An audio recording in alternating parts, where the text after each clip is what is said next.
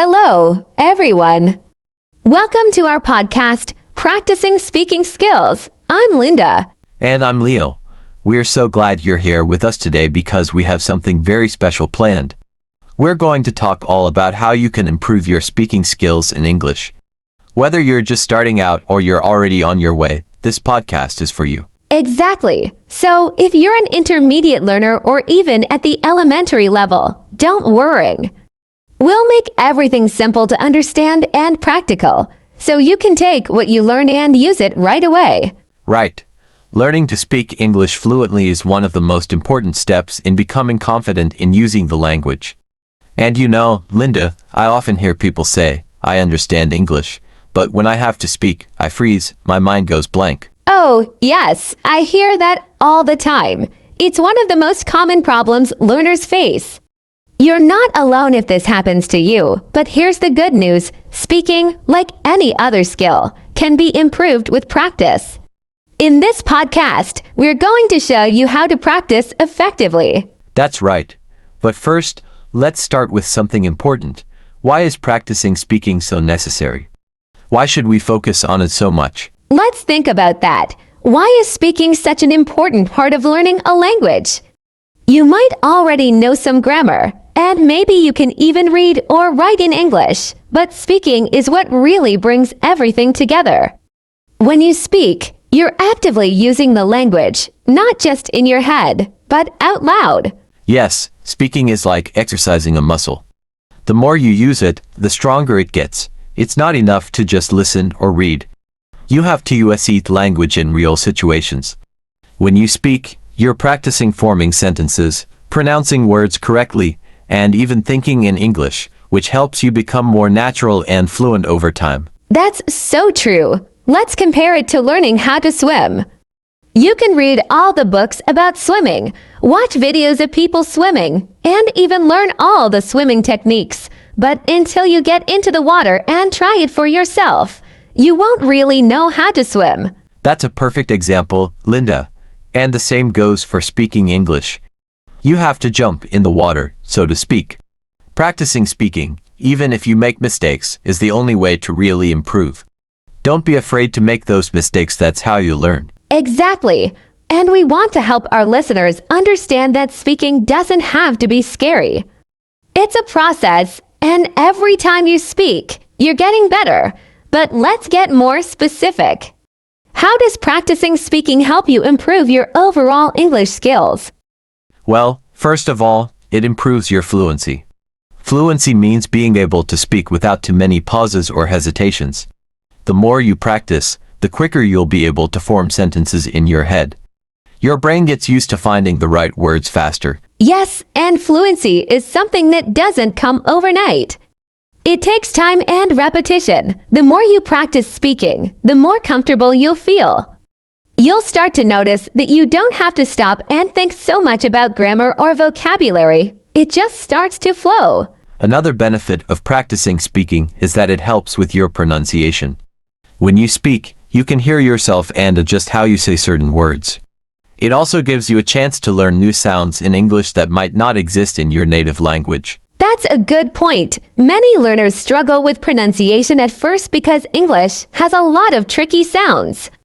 But by practicing, especially by repeating words and phrases out loud, you start to train your mouth and tongue to make the correct sounds. And let's not forget about confidence. The more you practice, the more confident you'll feel when speaking English in real situations, like when you're traveling, meeting new people, or even speaking at work or in school. Confidence is key. Speaking is all about communication. And when you feel confident, it's easier to express yourself clearly. So, practicing speaking isn't just about improving your language skills. It's about building the confidence to use those skills when it matters. Now that we've talked about why practicing speaking is so important, you might be wondering, how can I practice speaking if I don't have anyone to talk to? That's a really common question, and we have some great tips for you. Yes, even if you don't have a language partner, there are many ways you can practice speaking on your own. For example, you can try shadowing. Have you heard of this technique before? Shadowing is great. It's when you listen to a native speaker, like in a podcast, and try to repeat exactly what they say, as quickly as you can, almost like you're their shadow. This helps you improve your pronunciation and rhythm. Another tip is to talk to yourself in English. It might sound a little strange, but it's actually very effective. You can describe what you're doing, talk about your day, or even imagine having a conversation with someone. The key is to get used to speaking. Right. And if you can, try recording yourself speaking. Then listen back to it. This can help you notice areas where you need to improve, like pronunciation or sentence structure. Absolutely, and don't forget, if you do have someone to practice with, like a friend or a language partner, make the most of that opportunity. The more you practice speaking in real conversations, the faster you'll improve. So, remember that speaking is one of the most important parts of learning a language. It brings everything together and helps you communicate more fluently, clearly, and confidently. Yes, and don't be afraid to make mistakes. That's right. A lot of learners feel shy or afraid of making mistakes. They think people will laugh at them or judge them for their English. But trust me, nobody is perfect, and making mistakes is part of the learning process. So, today, we're going to share some strategies that will help you start speaking even if you feel nervous. So, let's start with a common feeling: fear. Fear of making mistakes, fear of being judged, fear of not knowing the right words. If you feel any of these things, you're not alone. Leo, have you ever been nervous about speaking another language? Oh, definitely. When I first started learning Spanish, I was so nervous. I knew some words, but I felt like I wasn't good enough to speak with native speakers. I was afraid I'd sound silly or that they wouldn't understand me. But what I learned over time is that most people are really kind and patient. They don't expect you to be perfect. Exactly. The truth is, when you're learning a language, people appreciate your effort. They know it's not easy, and they're often impressed that you're trying at all. So the first step to overcoming shyness is to remind yourself that it's okay to make mistakes. Mistakes are not something to be afraid of, they're something to learn from. One strategy that can really help is to start small. You don't have to jump straight into long conversations with strangers. You can begin by practicing with short sentences and simple phrases. For example, when you're out and about, try saying hello or thank you in English, even if it's just to yourself at first. Once you get used to saying these small things, you can gradually add more. That's a great point. Sometimes, the hardest part is just getting started. If the idea of speaking makes you nervous, try setting small goals for yourself. Maybe today, you'll say good morning to a coworker in English. Tomorrow, you can ask someone, "How are you?" Little by little, your confidence will grow. Another tip is to practice in situations where there's less pressure. For example, you can join an online language group or a speaking club. These are usually safe environments where everyone is learning, so people are more understanding if you make a mistake. There's less judgment, and you can build your confidence over time. Yes, and there are lots of apps and websites where you can connect with other English learners or native speakers. Practicing online can feel less intimidating because you don't have to be face-to-face, and you can take your time to think before you speak. Speaking of online communities, one of the best ways to practice speaking is by finding a language partner. A language partner is someone who is also learning English or someone who speaks it fluently. You can practice together and help each other improve. It's a win-win. Exactly. Language partners are great because they understand what it's like to learn a language. They know the challenges, and they're often very supportive. If you don't know where to find a language partner, there are many platforms like HelloTalk or Tandem where you can meet people who want to practice with you. And if you're lucky enough to have a friend or family member who speaks English, ask them to help you practice. It doesn't have to be formal, you can just chat casually. The more you speak, the more natural it will feel. Now, let's talk about real-life situations. What can you do if you're about to speak English and you feel nervous? Leo, do you have any tips for that? Absolutely. One of the best things you can do is to take a deep breath before you speak. It sounds simple, but it really works. When you're nervous, your body tenses up and your mind starts to race. Taking a deep breath helps you relax and slow down. Yes, and slowing down is so important. Many people feel like they have to speak quickly in order to sound fluent, but that's not true. It's okay to take your time, pause if you need to think, and don't worry about speaking too slowly. It's better to speak clearly and carefully than to rush and feel stressed. Another tip is to focus on the message you want to communicate, not on your mistakes. Sometimes we get so caught up in thinking about grammar or pronunciation that we forget the main point of what we're trying to say. The goal is communication, so if you can get your message across, that's already a success. Exactly. Most people won't notice small mistakes, and even if they do, they usually won't mind. They'll still understand you, so don't get stuck on perfection. Focus on getting your point across. Another technique that can help is visualization. This means imagining yourself speaking English confidently before you actually do it. Picture yourself having a conversation, and imagine it going well.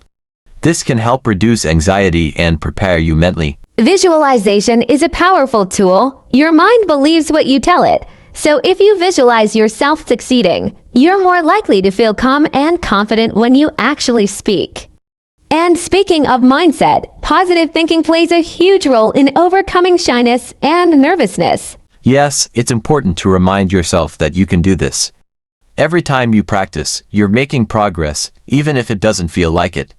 Celebrate the small wins like speaking a full sentence without hesitation or using a new word in conversation. These are all signs that you're improving. Exactly. And remember, everyone who speaks English fluently now was once a beginner. It's a journey, and you're on the right path. So, to sum up today's episode, if you're shy or nervous about speaking English, remember that it's okay to make mistakes. Start small, build your confidence, and practice in low-pressure situations. You can also find a language partner or join online communities to get more practice. And don't forget, take deep breaths, slow down, and focus on the message, not the mistakes. Visualization and positive thinking can also help you feel more confident. The more you practice, the easier it will get. In our next episode, we'll talk about some specific speaking activities you can do every day to improve your fluency. We hope today's tips have helped you feel more confident about speaking English. Yes, and today, we're going to dive even deeper. We'll share some specific speaking activities that you can do every day to improve your fluency.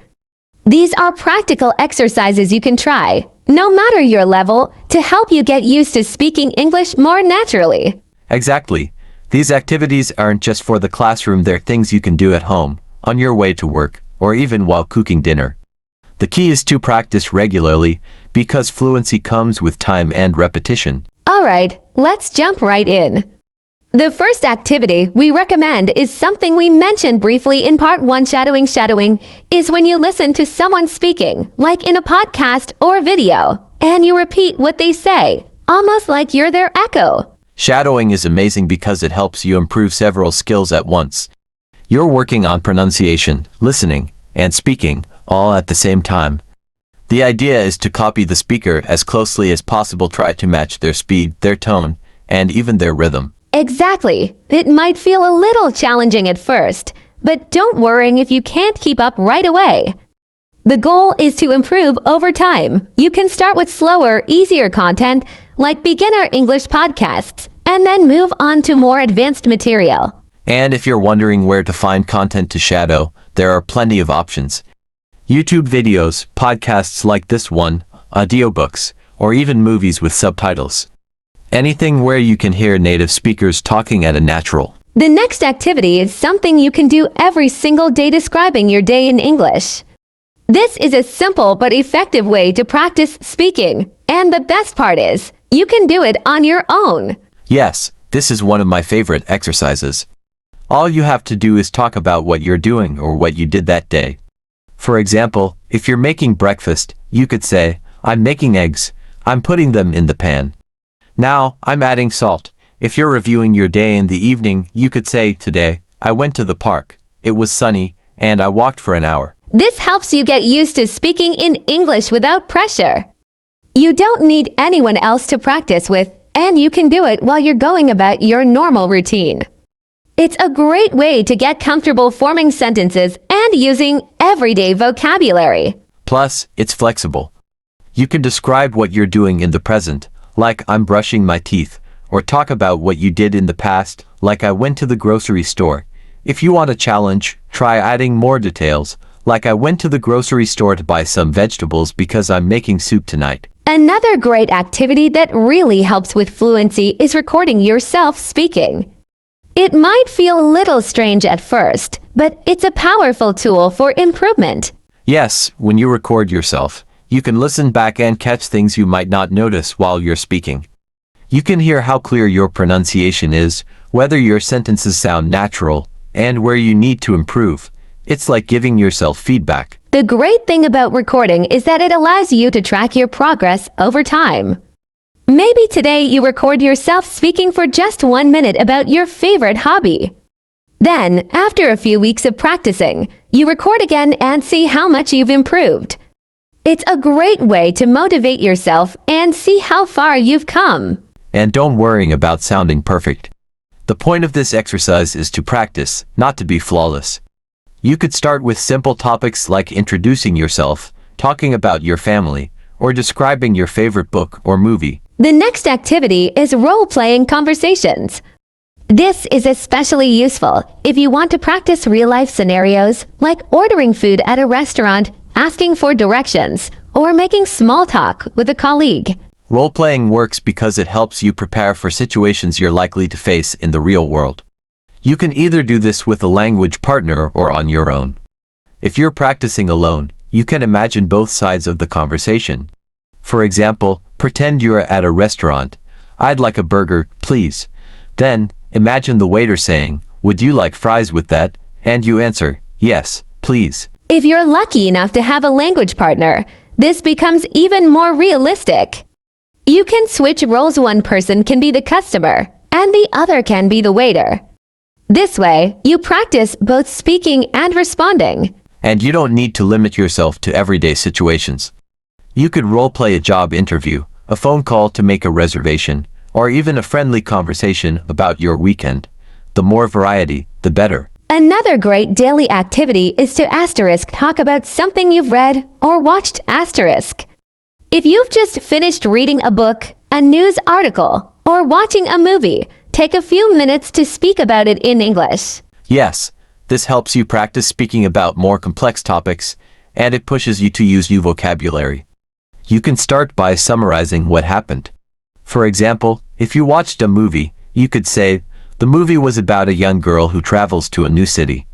She faces many challenges but eventually finds success. Then, try sharing your opinion. I liked the movie because the characters were interesting, but the ending was too sad. And if you want to challenge yourself further, you can try explaining the plot to someone else. Pretend you're recommending the movie or book to a friend. This way, you practice both summarizing and giving your personal thoughts, which are important speaking skills. Lastly, and perhaps the most important activity, have daily conversations in English. If you have the opportunity to speak with someone in English, take it. It doesn't have to be a long or complicated conversation. Even just a few minutes of small talk every day will help. Yes, if you're in an English-speaking country, try chatting with the cashier at the grocery store, or say hello to your neighbors. If you're not in an English-speaking environment, you can find conversation partners online, join language exchange groups, or even speak with friends who are also learning English. The more you expose yourself to real conversations, the more comfortable you'll become with spontaneous speaking. You'll get used to responding in real time and won't have as much time to think about your answers, which is actually great for fluency. So, to wrap up today's episode, remember that fluency comes from regular practice. These activities, shadowing, describing your day, recording yourself, role-playing, talking about what you read or watch, and having daily conversations are all simple but powerful ways to improve your speaking skills. And the best part is, you don't need a classroom or a teacher to do them. You can practice these activities anywhere, anytime. The key is consistency. Try to make speaking a part of your daily routine, and over time, you'll see major improvements. That's right. And don't forget, fluency isn't about speaking quickly, it's about speaking clearly and confidently. So take your time, practice every day, and enjoy the process. In the next episode, we'll discuss how to handle difficult topics in English, like giving opinions or talking about more complex subjects. Thanks for joining us today. Keep practicing, and remember, every time you speak, you're one step closer to fluency. That's right. As your English improves, you'll start to have conversations about more complex topics. It could be discussing your views on a news story, talking about abstract ideas, or even debating an issue. This can feel intimidating, especially if you're still building your vocabulary. But don't worry, we'll guide you through it. Exactly. We're going to break it down for you today. We'll cover how to express your opinions clearly, how to agree and disagree politely, and how to handle conversations on more difficult topics. Ready to get started? Let's start with why expressing opinions is such an important skill. In English-speaking cultures, people often expect you to share your thoughts, whether it's in casual conversation or at work. So being able to say what you think and explain why can help you feel more confident and be more involved in conversations. Exactly. It's not just about answering questions with yes or no, but being able to give a little more detail. When you share your opinion, you're showing that you can participate in a conversation, that you have something to contribute. It's an important step in becoming a more fluent speaker. Now, if you're someone who finds it hard to express your opinions in English, don't worry. It's normal to feel like that at first. But there are some simple phrases and strategies that can help you sound more confident and natural. Let's look at a few of them. So, if you want to share your opinion on something, you can start with phrases like, "In my opinion, I think that, personally, I believe." These are great for introducing your opinion in a conversation. For example, if someone asks you, "What do you think about learning English online?" You could say, "Personally, I believe learning online is very effective because you have access to so many resources." Yes, and if you're not 100% sure about something, you can soften your opinion by using phrases like, "I'm not sure, but I think ... It seems to me that ... double quotes. From what I've seen ... These phrases are useful if you want to give your opinion, but you don't want to sound too strong or certain. For example, "It seems to me that working from home is becoming more popular these days." The key is to stay flexible. Opinions are personal, and it's okay to change your mind or express uncertainty. English speakers do this all the time. Now, let's talk about something that comes up a lot when discussing difficult topics: agreeing and disagreeing. It's important to know how to do this politely, especially if you don't want to offend the person you're speaking with. Exactly. Let's start with agreeing. You can use phrases like, "I completely agree with you. That's a great point. I see what you mean." These phrases help you show that you understand and support the other person's opinion. Even if you don't fully agree, you can still acknowledge their point by saying something like, "I see your point, but ... or that's a good point, but I think ... double quotes this way." You're being respectful while still sharing your own view.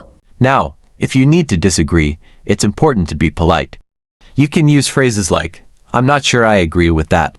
That's interesting, but I see it differently. Asterisk. I respect your opinion, but ... These are all soft ways to disagree without sounding rude.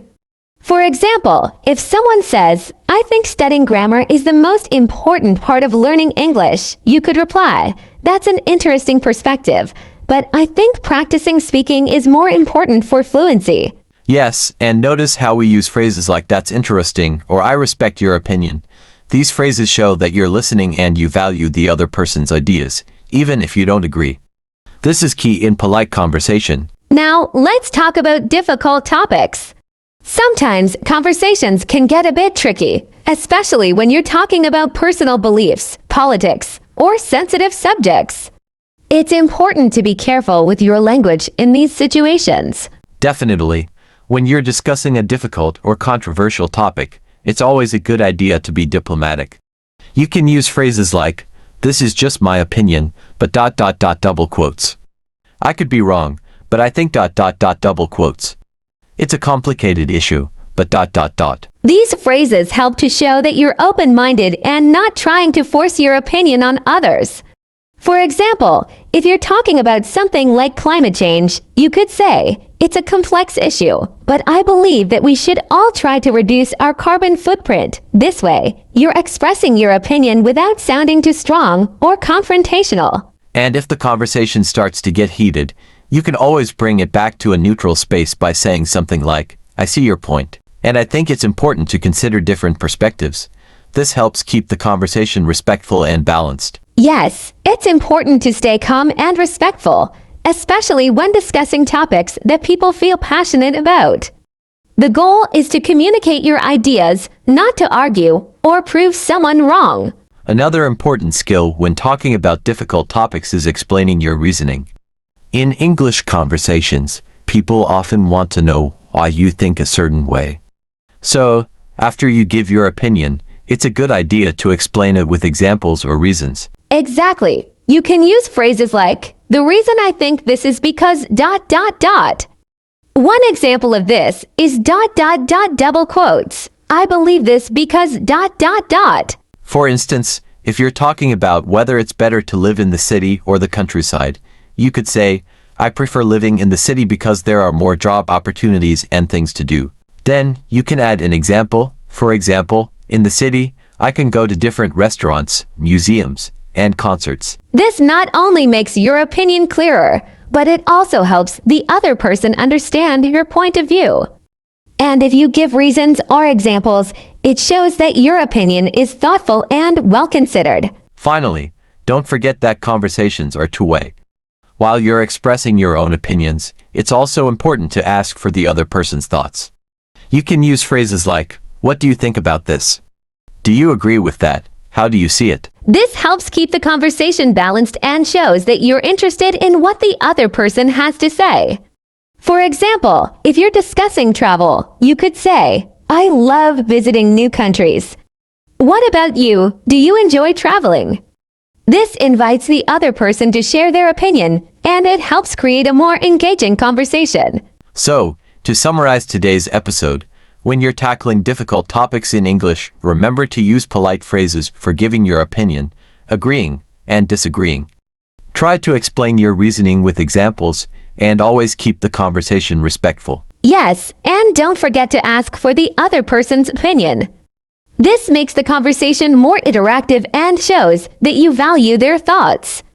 Difficult topics don't have to be scary, just take your time, stay calm, and be open to different perspectives. In our next episode, we'll talk about how to continue improving your speaking skills by setting personal goals and tracking your progress.